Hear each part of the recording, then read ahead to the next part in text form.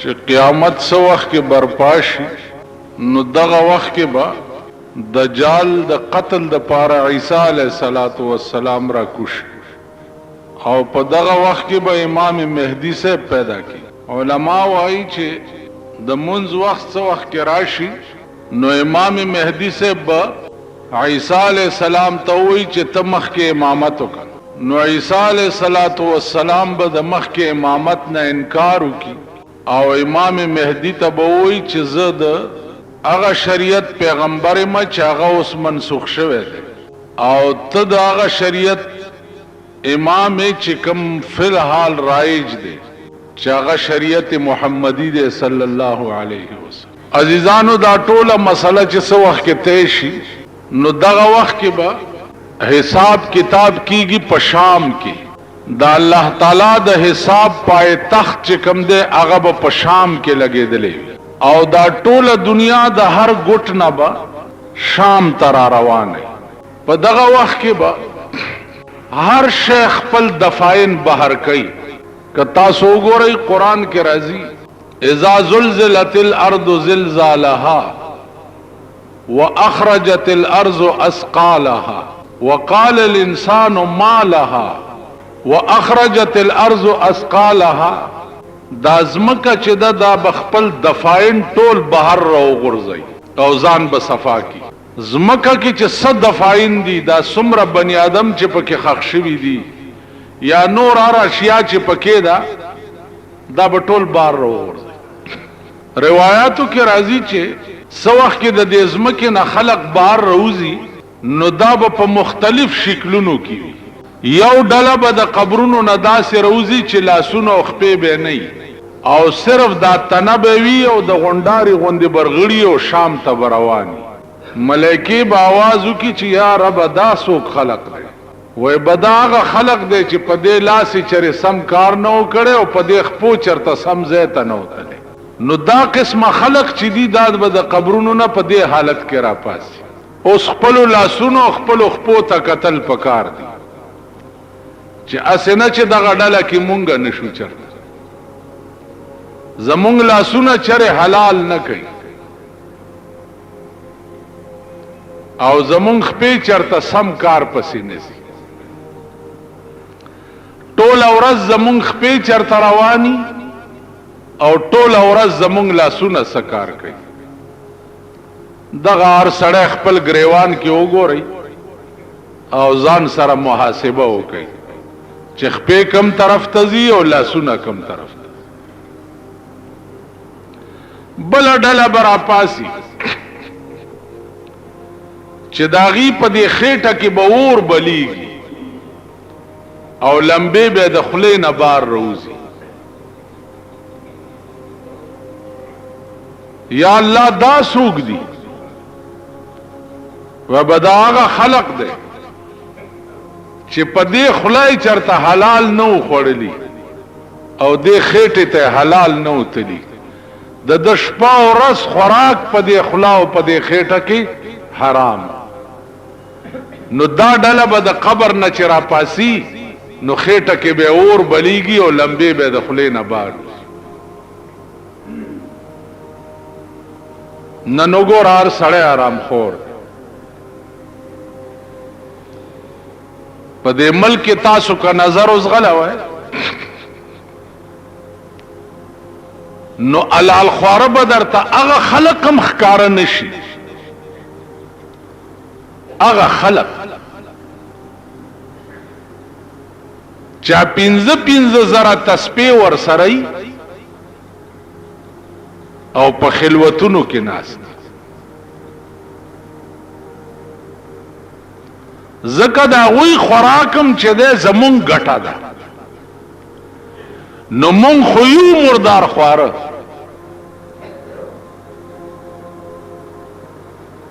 د شرابو تجارت مونږ کوو هغوی له هغه پیسې په شکرانه کې ورکو. د هیروین او د پوډرو تجارت مونږ کوو هغوی له هغه پیسې په نذرانه کې ورکو. غلا او ډاکه مونږ کوو هغوی له هغه پیسې په زکات کې او په شکرانه کې ورکو.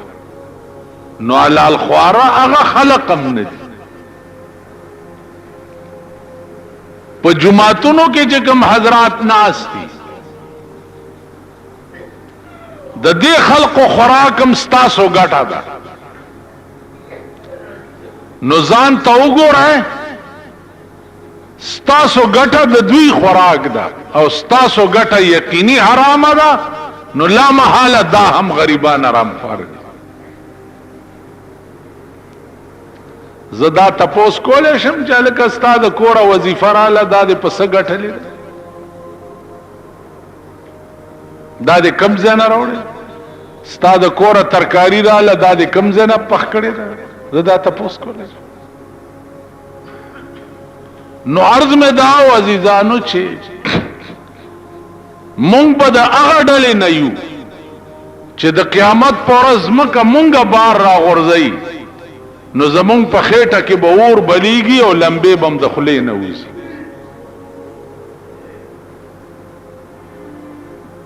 بله ډله به راپاسي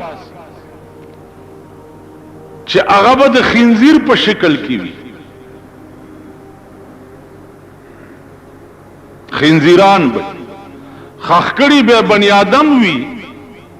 او راپا بسی د خنزیر په شکل کې. یا الله دا سو و بدا هغه خلق ده چې د دنیا د کار د پاره به منځ نه کول، د دنیا په کار کې به شپه ورځ نه نوته او د منځ ټیم به چراغ نو منځ به نه کولو. نو چې کم خلق د دنیا په روزگار کې منځ قضا کوي، دا خلق به په قیامت کې د خنزیر په شکل کې د قبر نه راپاسي. نظر وزغلوي، په دې ټول ملک نظر واچوي چې د دې قماش خلق به څومره راپاسي د قبرونو نه، چا به د خنزیر په شکل کې.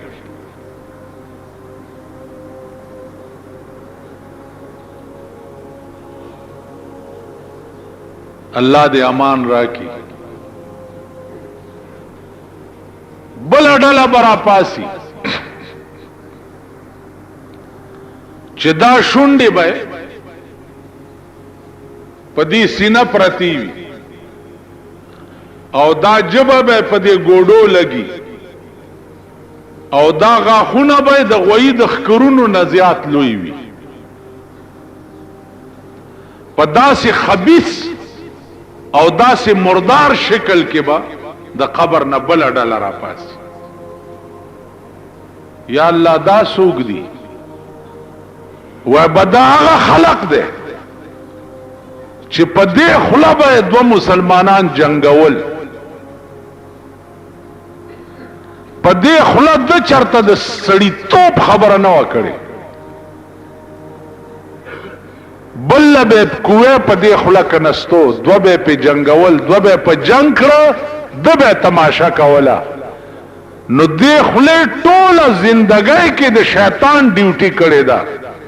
نو دا دې داسې په پلیت شکل کې ځکه د قبر نه راپاس. بیا نظر اوس غلوای تاسو چې زمون خوله ټوله ورځ څه کارونه کوي. دو جنگول خو زمونږ د ګس لاس کار دی.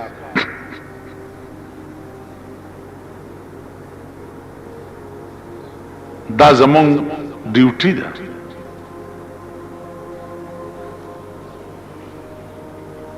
نو دا قسم خلق بم په قیامت کې د قبر نه راپاسي. عزیزانو یو بل ډله به راپاسي چې د هغې ډلې مخې ته به بورډ لګېدلی،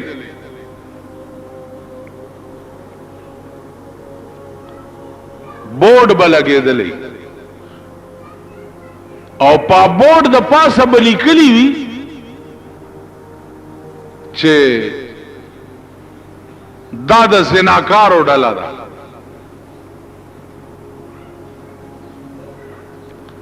نو کتبه به مخې ته لکه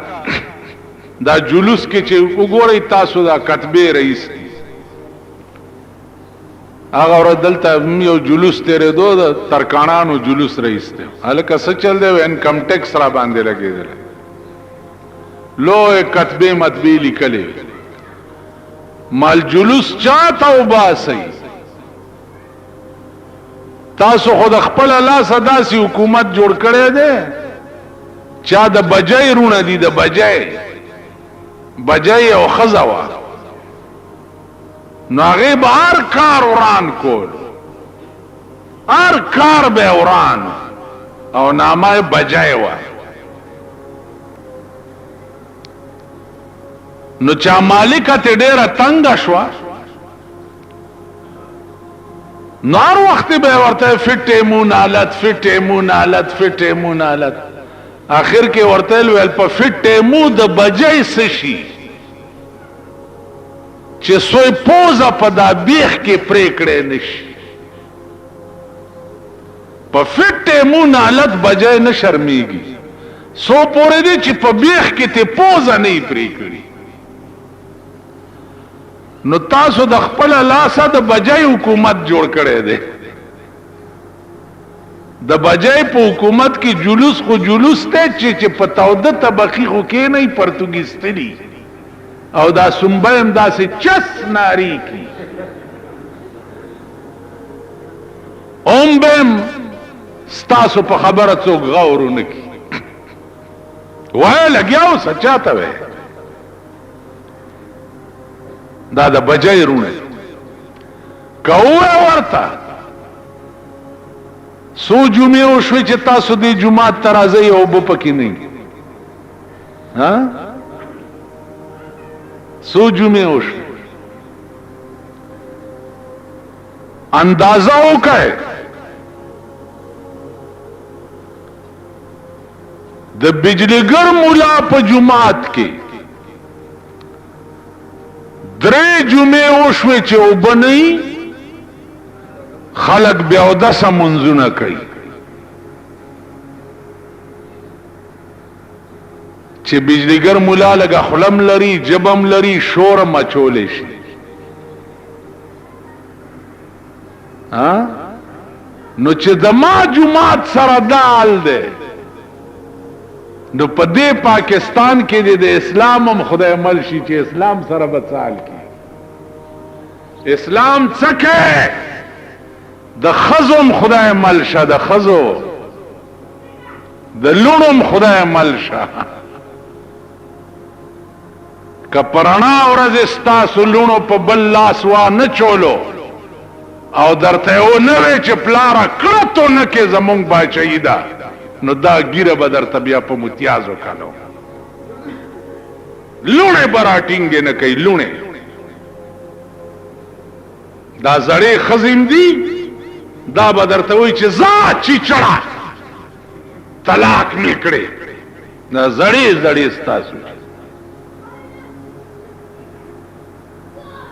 دا تاسو کړی دي اوس خپل ځان چې په خپل پچاکو وهي نو زخم په خپل سټا او د ځان علاج په خپل کوا نن کم قهر او عذاب چې ستا په ملک نازل دی د زړه بې اطمینانی د زړه بې چینی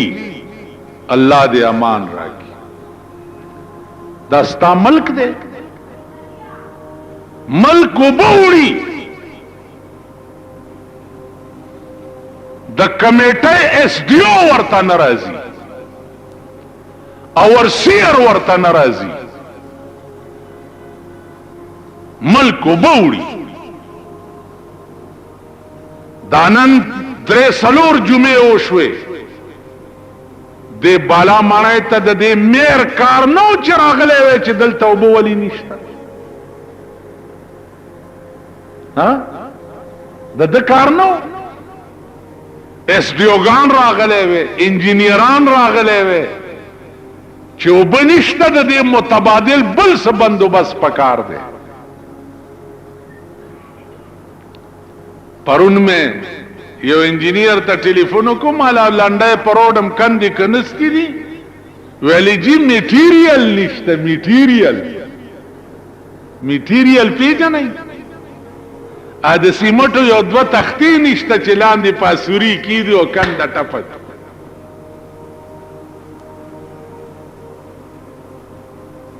تختې نشته نو ډېرې ښې دي ما نورې کندې پکې وکړئ چې ټانګه کې تېرېږي او خړچ شي دا پل مات شي مونږ څه کار دی مونږ وایو اشنا له پند ورکا او چې پند نه د شګې پند ور په سر کا چې ورمېږي مات شي اشنا له پند ورکا او چې پند نه د شګې پند ور په سر یو سړی کار نه کوي یو سړی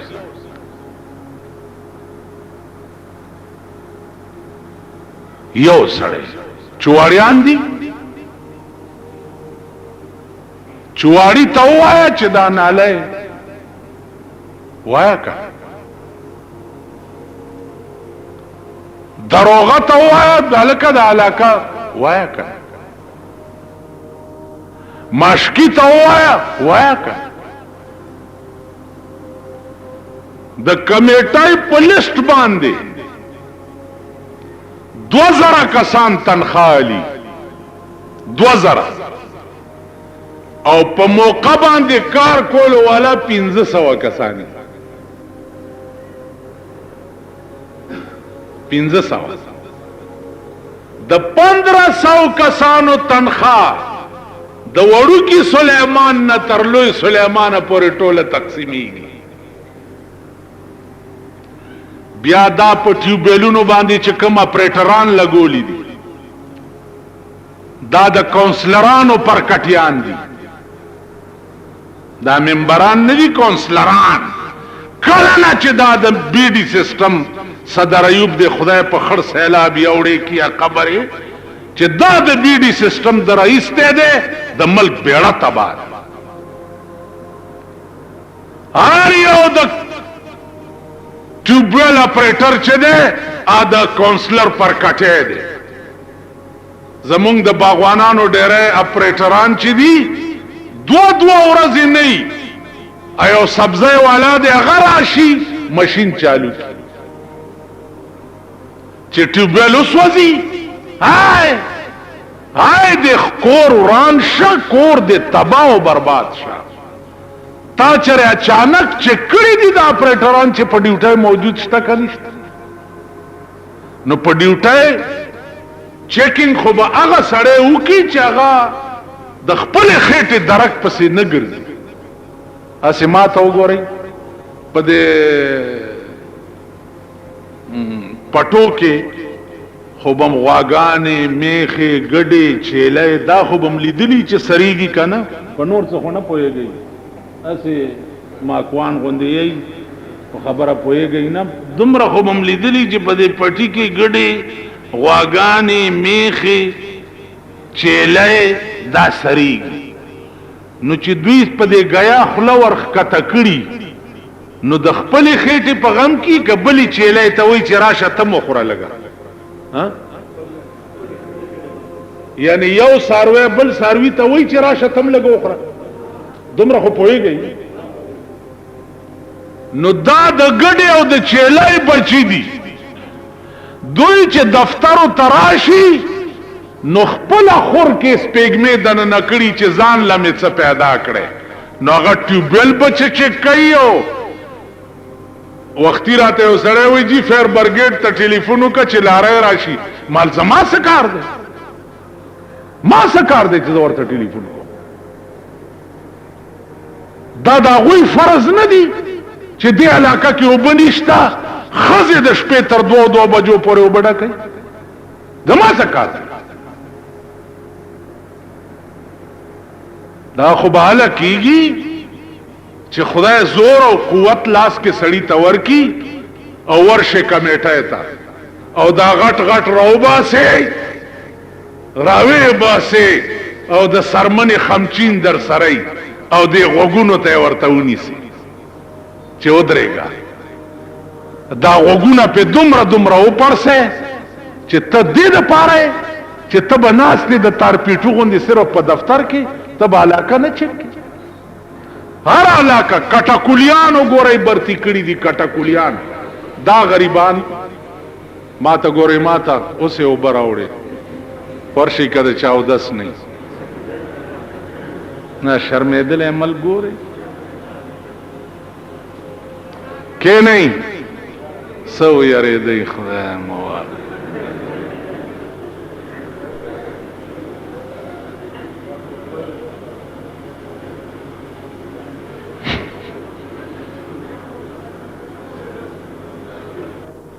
دا علاقې ویڼی دا ډکي اوبه په کورونو وراوړي هلکه دا ویڼی دغه کوي ورشي اسې داسې بیلچه کې یې راولي او په دې غاړه یې کېږدي هغه بیا څوک وړي نه چې کېږدي چې وچشي بیا ویڼی ته ورغړي بیا واوره کټکولیان برتی دي تنخواه یې اخیستی کېږي او په موقع کټکولي شته نه ټول ملک داسې فراډ او دوکه ده ټول ملک نو زما عزیزانو دا ملک به څه راټینګېږي دا ملک به څه ټینګېږي چې کوم ملک کې د بېایمانۍ او د منافقت او د غدارۍ دا عالمي هغه ملک به څه راټینګېږي ملک خو به هغه راټینګېږي چې هر سړی په ایماندارۍ خپله ډیوټي وکړي هر سړی په ایماندارۍ خپل کار وکړي مونږ کې ایمانداري نشته بله ورځ راته چا وی چې مولانا صاحب ایمانداري د ملک نه والوته دا مولیان پاتې دي دغه د خدای ژوندي لري مال دغه له د خدای د ټولو نه مخکې مرض راوړي د قیامت د ورځې بیان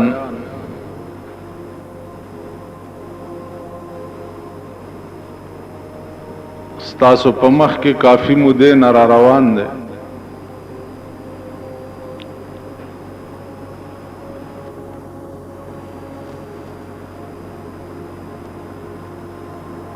سحر رانه یو سړی تپوس کړو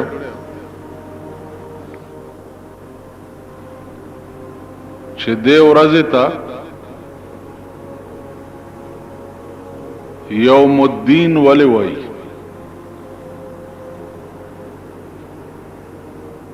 یوم په عربي کې ورځې ته وایي او دین چې ده په عربي کې جزا ته وایي دغه ورځې ته یوم الدین ولې وایي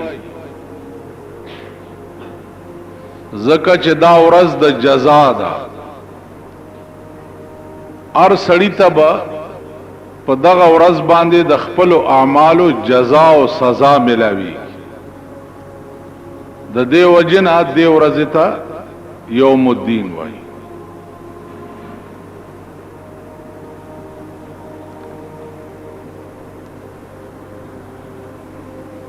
عزیزانو بلا خبره باس نن پکې دا ده چې په دغه ورځ باندې به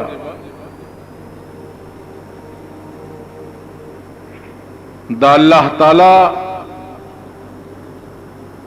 حساب چې کوم شروع کیږي نو پای تخت چې کوم دی هغه به شام وي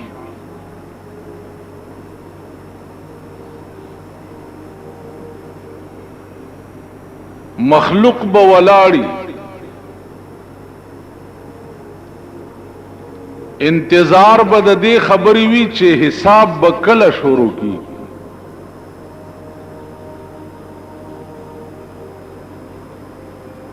په دې انتظار کې بل لکونه کال تیر او دا خلق چې ده دا به په ولاړې بالکل هلاک شي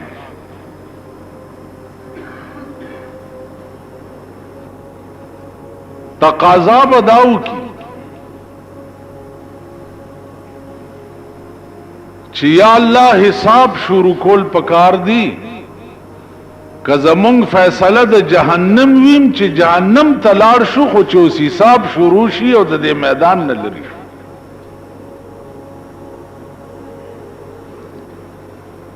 علما لیکي چې په دغه ورځ باندې به د الله د قهر او د غضب انتها وي. الله به په دغه ورځ باندې داسې په قهر وي چې نه به چرته وړاندې داسې په قهر شوی او نه به بیا په قهر شي. الله دې امان راکړي. دا ټوله دنیا برا ټوله شي او آدم علیہ السلام تبور شي ورتبوي چې ته د ځمکې د پاسه اول پیغمبر وي راشه زمونږ شپارس وکا او الله ته ووایه چې حساب شروع شي.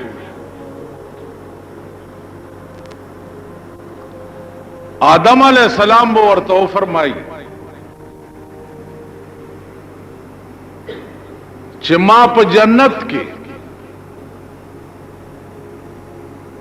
دا الله د یو حکم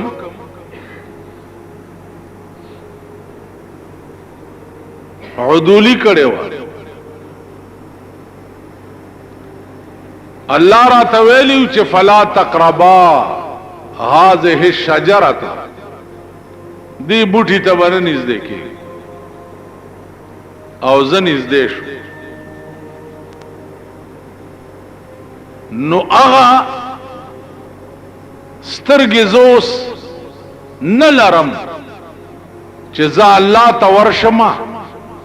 او ستاسو د پاره شپارس ورته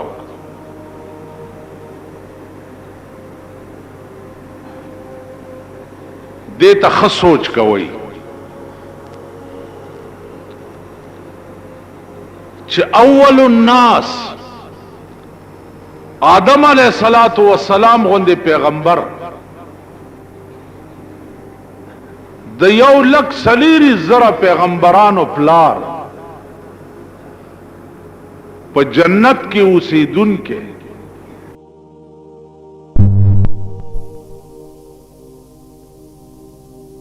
هم د یو ټکی د وجه د الله مخې ته دراتلو نه انکار وکړي.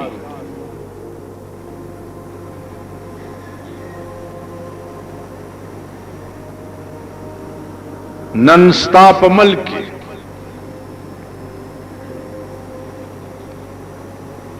لکها مسلمانان په دې قهر اخته دي لکها چې د مرګ نه وروسته به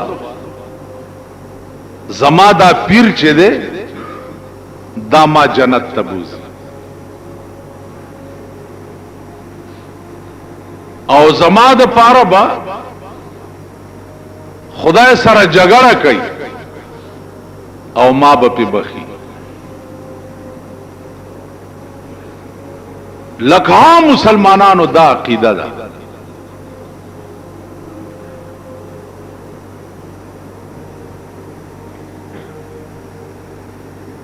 بلکې د لکها مسلمانانو دا عقیده ده چې الله پاک چې کم کار نشي کوله نو دا پیر کوله په دې قهر دنیا گرفتار ده.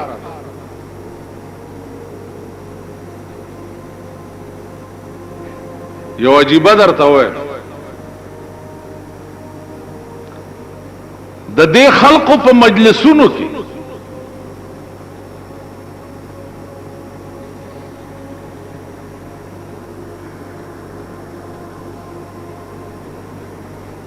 درې ورځې دمې ګډي نامای په دور سیخي چې دا د زیارت عرس ته نو 3 ورځې په هغه زیارت باندې ډمې ګډي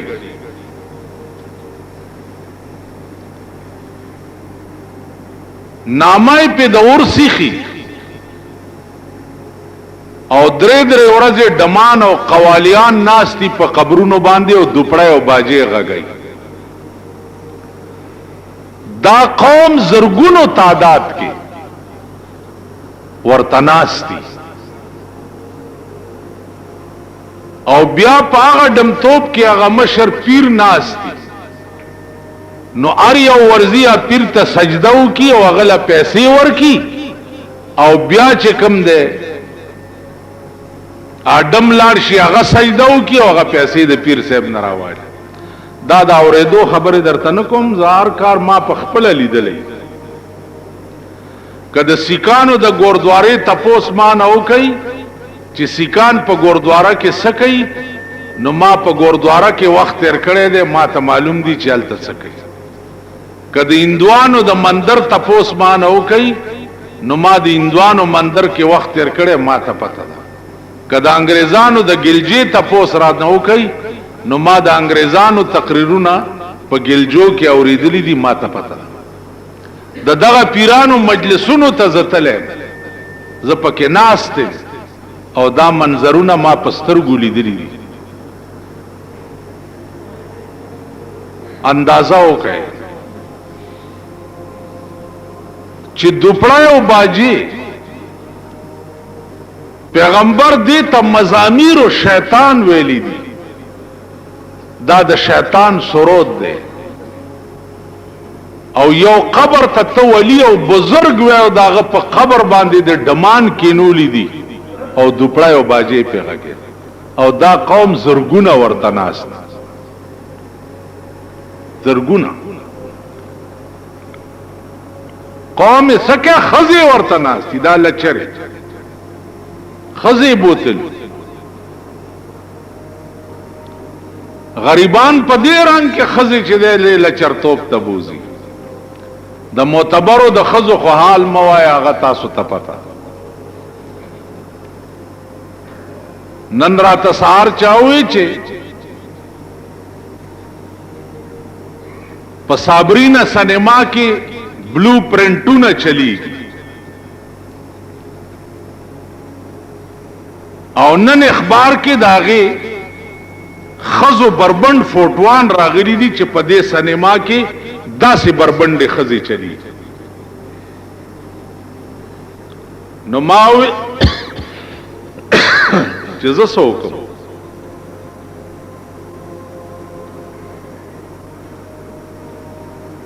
ما زه سوکم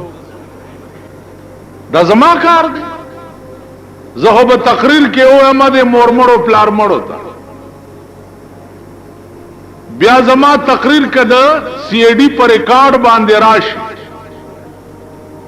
او د دې حکومت خلکو ته هغه کاپی لاړ شي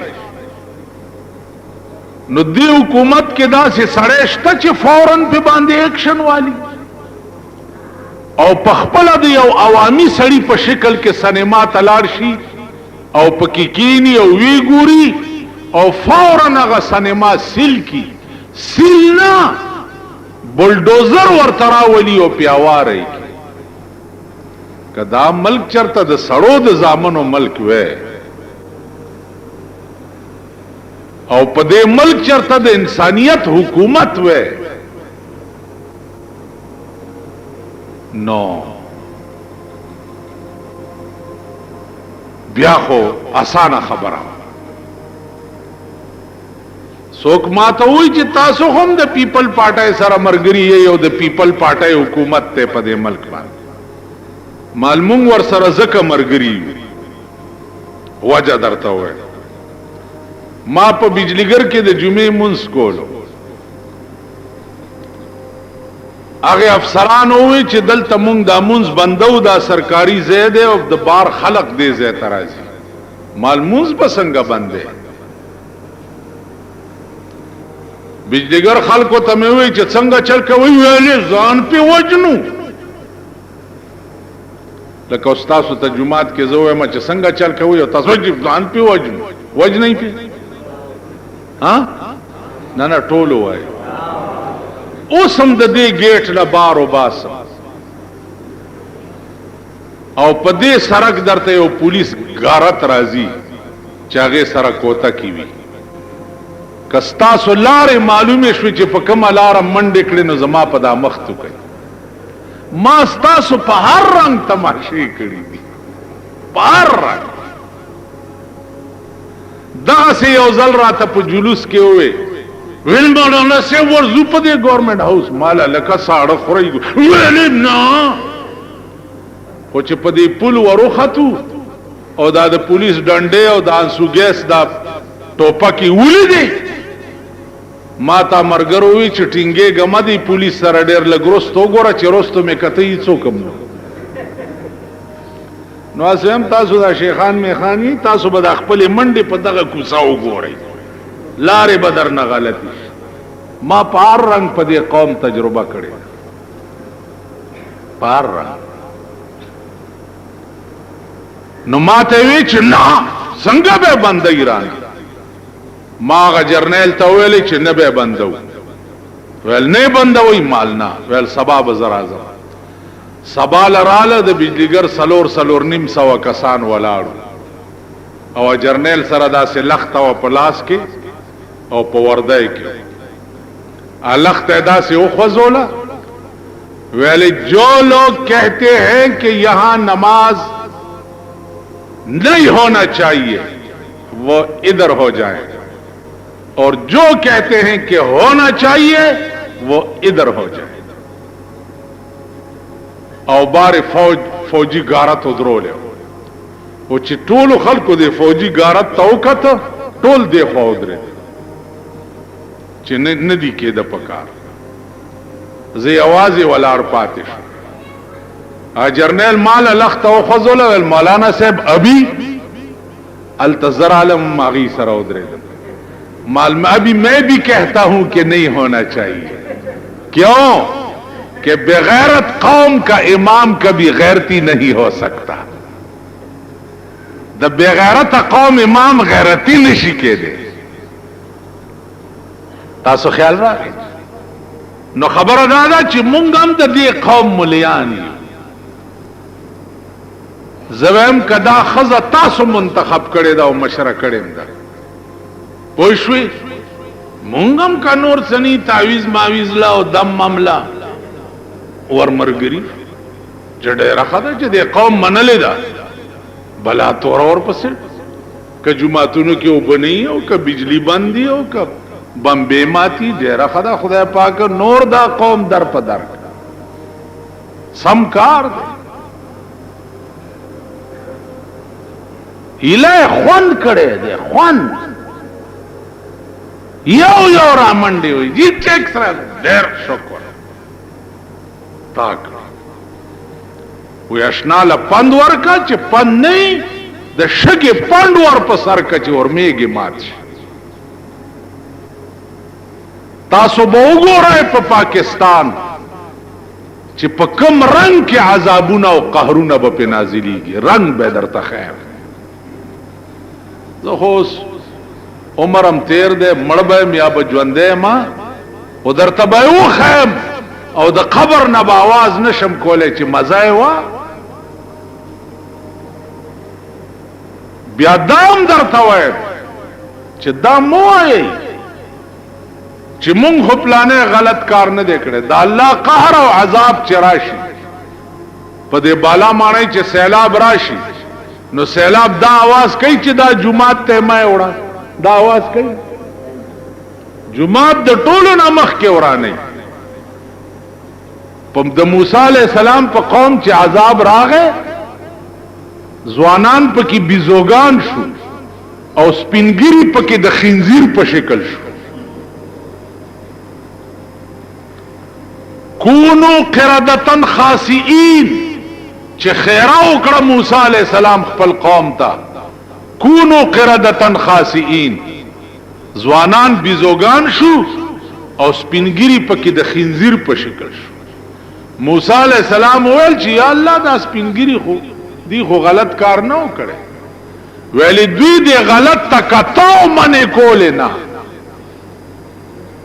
دوی ورطا کتا نو چې عذاب راشي مولا او سپینګیره او میا او باچا به پکې نه ګوري ټول به د مخه بس نو دا د اخر زمانه سیلاب او افت چې ده تاسو به د ځان تماشې کوئ او به ګورئ چې تاسو سره څه کیږي نو عرض میں داو چې آدم علیہ السلام غوندې با اوس د دې قوم هر فیصله ګوره هر فیصله غلط دی آدم علیہ السلام غوندې پیغمبر خو به انکار وکړي د الله د مخې د تلو نه او شپه ورځ په ډمانو کې ناست دا برازی او تا د پاره به خدای سره په جګړه دا څه عقل بیا به دا قوم نوح علیہ السلام تراشی چې تراشه زمون شپارس خدای توکا نوح علیہ السلام به ورته وایي چې زم نشم تله ما تم خدای یو اختیار را کړو او هغه اختیار می په دنیا کې استعمال کړ قوم ته می خیره وکړي چې قال نوح رب لا تذر على الارض من الكافرين ديارا خدای د زمکه د پاسه لوټه لاندې باندې پرېمه دي طوفان پراغه ټول قوم می تباہ شو نظام شرمندایم خدای ته نشم مخامخ کړي نوح علیہ السلام غوندې پیغمبر چې دی هغه به انکار وکړي دا قوم بیا ابراہیم علیہ السلام تراش اغبم انکارو موسیٰ علیہ السلام دے ټولو پیغمبرانو باندې بدا قوم گرزی او ټول پیغمبران چی دی اغب انکارو کی دا اللہ دا مخدت لوڑ آخری کے بدا قوم راشی جناب محمد الرسول اللہ صلی اللہ علیہ وسلم یو حدیث دی حضور علیہ الصلوۃ والسلام فرمایلی دی چې هر یو پیغمبر ته الله پاک څخه خصوصي اختیارات ورکړیو چې دا دعا چې تا دعا یا خیرات چې تکلو کې فوراً بقبلی پیغمبر علیہ السلام فرمایل چې ټول پیغمبرانو خپل اختیارات په دنیا کې ختم کړل مال چې الله کوم اختیار را کړی دی هغه می پټ ساتلې دی او د قیامت په ورځ به روبا سم او خدای ته به پیش چې یا الله خصوصي اختیار چې تا ما ترا کړو ما په دنیا کې نه د استعمال کړي اوسه درته وایم الله به وی وای څه وای وای بداوم چې زما امت ته د جهنم نه نجات ورکا نو حضور علیہ السلام ورته چې داو فرمایي نو الله به ورته وی چې ته په ګوتا کې داو زه به جنت ته لېږم تاسو خیال راغلی نو عزیزانو عرض میں داو چې په دغه وخت کې به بیا قوم ټول د مایوستیان بعد آخر الامر جناب رسول اللہ صلی اللہ علیہ وسلم ترازی نو چې حساب شروع شي نو په دغه وخت کې با وزن د اعمالو کی اعمال بتلل کی اوس دا لوی باس ته چې دا اعمال به چې په جنت قیامت کې تلل کیږي دا اعمال به په څه شکل کې وي او تلل کیږي به په څه شکل دا د چې دننه نه نواتو نو د عین نه اعلان دي اخپداسي میټاو کړه نو چې عین نه لاندې د اخپا ورانه کینو پاسته حمزه جوړ شي چې دننه نه نواتو بادشاہ ورته وي چې دا سدي لیکلي زما په دروازه باندې وي چې ما څه لیکلي وی تا دا لیکلی چې لقد زاع شعری علی بابکم کما زاع عقد علی خالصه، زما شعرونه ستا په دروازه کې ابس شو لکه تا چې د سرو امیل د خالصې په غاړه کې ابس کړي. دا دی لیکلی. وی بادشاہ سلامت د سره من غواړم ته په خپل دا شعر لګو ګوره. نو د خو د عین نه لاندې خپه والی وه، حمزه یې جوړ کړی، نو د زاعن زاء جوړ کړی، زاعن زاء. چې بادشاہ وکته نو هغه عین نو حمزه، نو معنی دا شو چې لقد زاء شعری علی بابکم، په تحقیق سره خوند وکړو زما شعرونو ستا په دروازه کې، کما زاء عقد علی خالصه، لکه خوند کو امیل د سرو زرو د خالصې په غاړه کې. بادشاہ ورکړي 10,000 روپے دل انعام.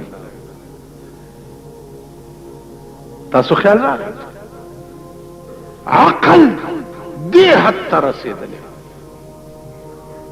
عین بو یا لاندې خپه به والا. زاع معنا ضایع کېدل، فضول کېدل، زاع حمزه به ته جوړ کو، خوان کېدل به. یو بادشاہ دې عقل دې بادشاہ دې مئے والا چارا و، مئے چې مئے والا راوړو نو څه چل دی لکه جی دا تحفه مې راوړې ورکې لکه 15,000 روپے بادشاہ له تحفه راوړې. خزه ورته وی چې خدای دې ورکه چې ته 15,000 روپے په یو مئی ورکې ته خو به د خزانه بیړه تباہ کی. یو مئی راوړو ته 15,000 روپے نام ورک. بادشاہ حکم کو چې دا سړی را واپس کړه میانو والا. څنګه به ته واپس الو دا پیسې؟ خزه ورته ویلې چې ته پښتنه وکړې مېګر نه چې دا مې نر دې کا خزه ده. کدو ویلې چې نر دې نو مونږ به وایو چې مونږ ته خزه مې په کارو 15,000 روپے واپس کړ. او کدو ویلې چې خزه ده نو مونږ به وایو چې مونږ ته نر مې په کارو 15,000 روپے واپس کړ. بس په دې چل به ته روپے واپس وړ. بادشاہ ول ډېر خلک چا سړی را واپس کو، هغه ورته چې لکه دا ستا مې نرو که خزه وا. ویجی دا زما مې چې دا نه نرو نه خزه وا، دا نر خزه و.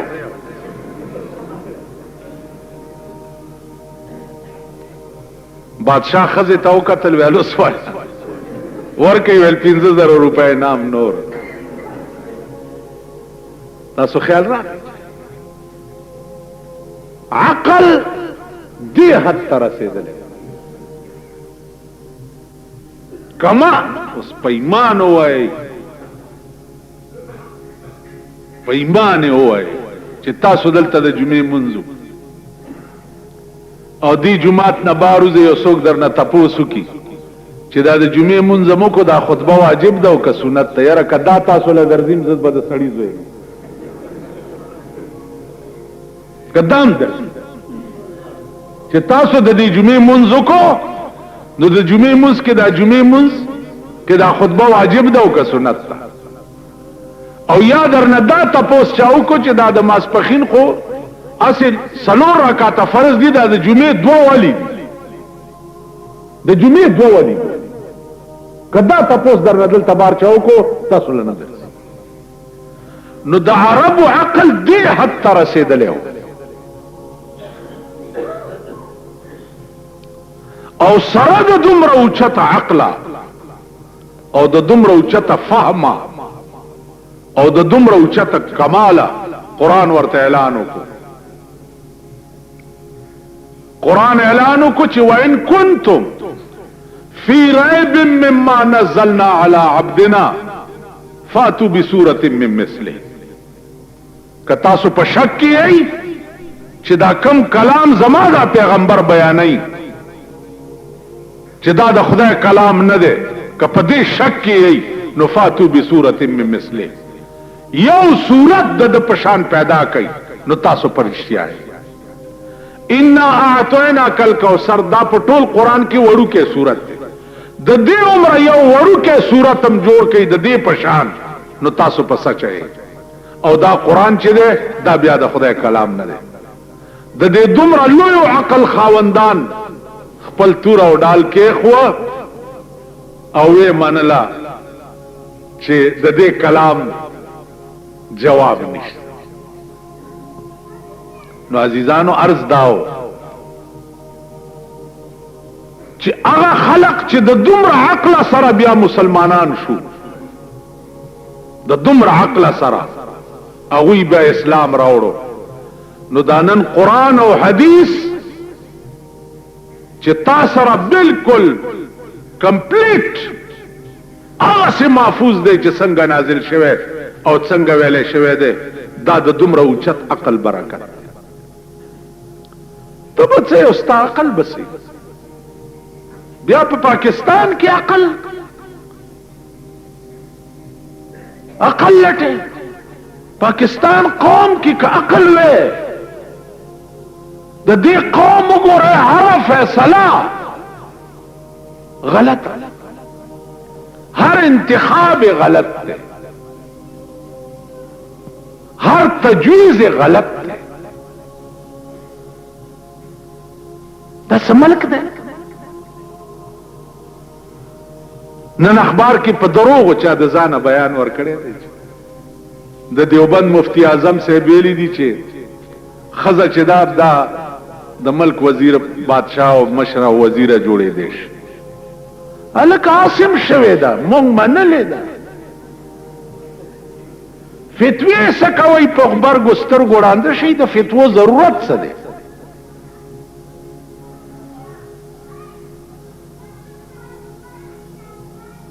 ایو خزه چې واده شوه د میړه پوزه نه وای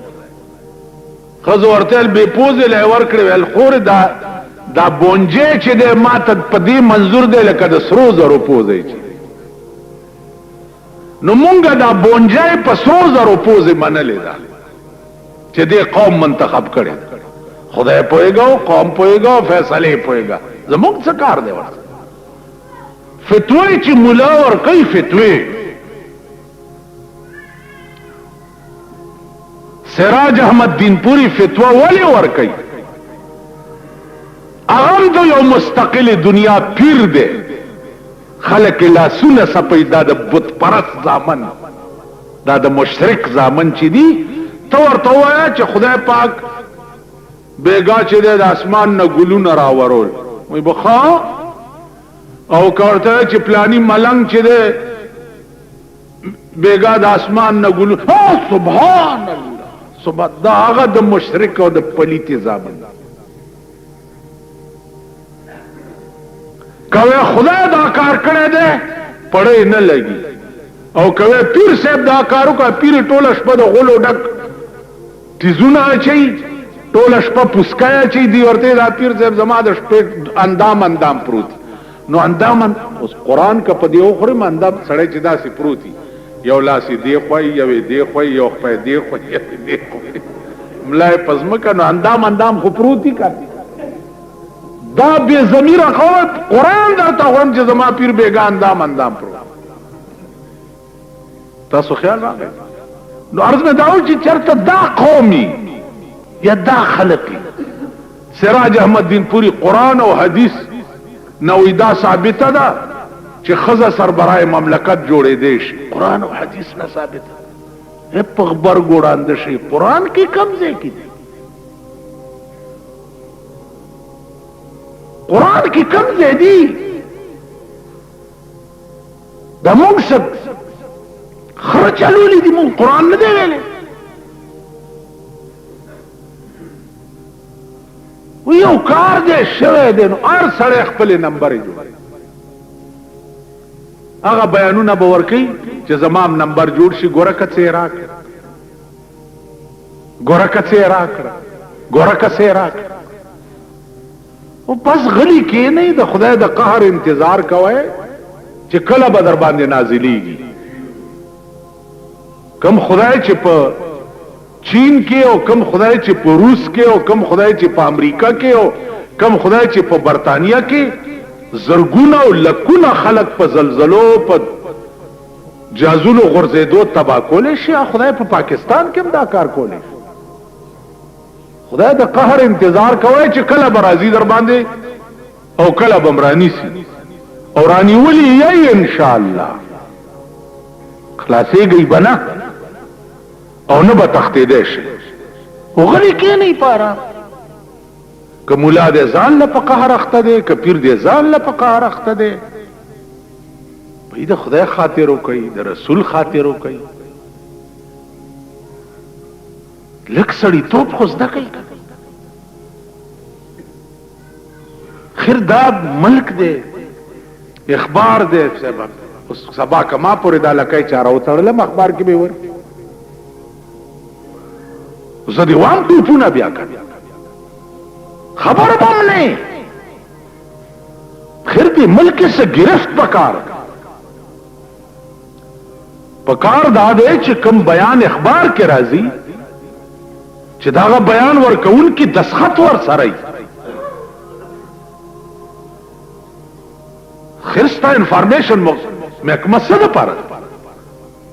سینسر خو کوي چې د حکومت خلاف کم شی پکې راځي نو هغه سینسر کیږي، او دې لپاره سینسر نشته چې هلکه دا بیان چا ورکړی دی، د دې ذمہوار سړی څوک دی. نو عرض مې دا و عزیزانو چې اوس مونږ د کومې زمانې خبرې کوو لګیا یو، 1400 کاله رستو تلي اور رپٹ کے لوگوں نے جا کے تھانے میں کہ اکبر نام لیتا ہے خدا کا اس زمانے. قرآن یو عظیم کلام، قرآن غوندے قانون پہ یو ملک کی پروت وی او داغ ملک فیصلے بیا دا انگریز پہ قانون باندھی